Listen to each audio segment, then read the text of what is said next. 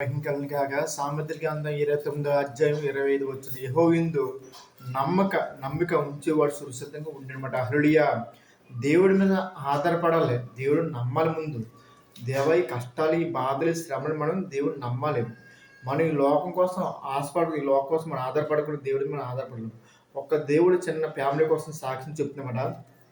బయలుపడుతున్న family కోసం. ఎలాగంటే ఆ ఫ్యామిలీ దేవుళ్ళో చాలా నీతిగా, నిజాయితీగా, యథార్థకుంటూ దేవుళ్ళో భయభక్తిగా ఉన్న ఫ్యామిలీ. ఆ ఫ్యామిలీకి ఒక బైబిల్ లేదన్నమాట. బైబిల్ కోసం చాలాసార్లు ప్రార్థన చేస్తారు. బైబిల్ లేదు. ఆ కాలంలో బైబిల్ కొనకి అంత స్తోమత కూడా లేదన్నమాట. ఓ రోజు విదేశీ బిడ్డలు వచ్చారన్నమాట. ఆ విదేశీ బిడ్డలు వచ్చి ఒక గ్రామం దగ్గరికి వచ్చి, గ్రామానికి మనం ఏదో హెల్ప్ చేద్దాం అని వాళ్ళందరూ అనుకున్నప్పటికీ, వాళ్ళందరూ కూడా విదేశీ బిడ్డలు ఏం చేసి ఒక లైన్లో ఒక బైబిల్, ఒక లైన్లో ఉప్పును బియ్యం, ఒక లైన్లో 200, ఒక లైన్లో భోజనం, అలాగే 4 లైన్లు మాట.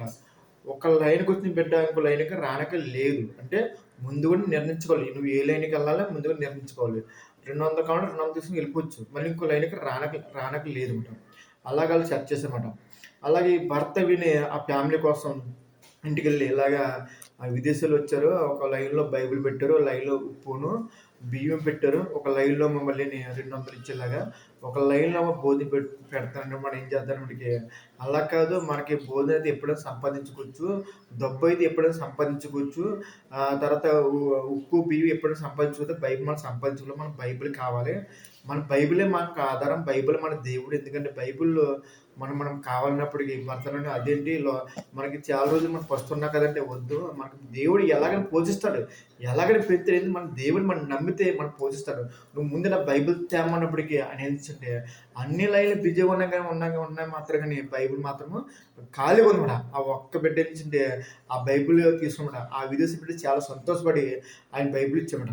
ఆ బైబిల్ తెరసగానే ఒక్కో పేజీకి 100, ఒక్కో పేజీకి 100, ఒక్కో పేజీకి 100, అలా బైబిల్ అంతా డబ్బు అనమాట. మన దేవుడిని ఎతికితే మన దేవుడు మనం పోషిస్తాడు. దేవుడు మన ఆధారపడితే దేవుడు అన్నీ ఇస్తాడు. డబ్బులు ఇస్తాడు, బియ్యం ఇస్తాడు, అన్నీ కూడా ఆయన ఇస్తాడు. ఎందుకంటే మన దేవుడు మనం నమ్మాలి. మన లోకం మీద ఆధారపడకూడదు, లోకం మీద వ్యర్థమైన ఆశలు పడకూడదు. మన దేవుడి మీద ఆధారపడితే మన ప్రతిది కూడా ఆయన ఇస్తాడు. దేవుడు అంత గొప్పదే మనం నమ్ముకున్న దేవుడు, అంత జీవంగల దేవుడు అనమాట. హల్లెలూయా. ఈ చిన్న ఒక దేవుడు దీవించిన గాక. ఆమేన్.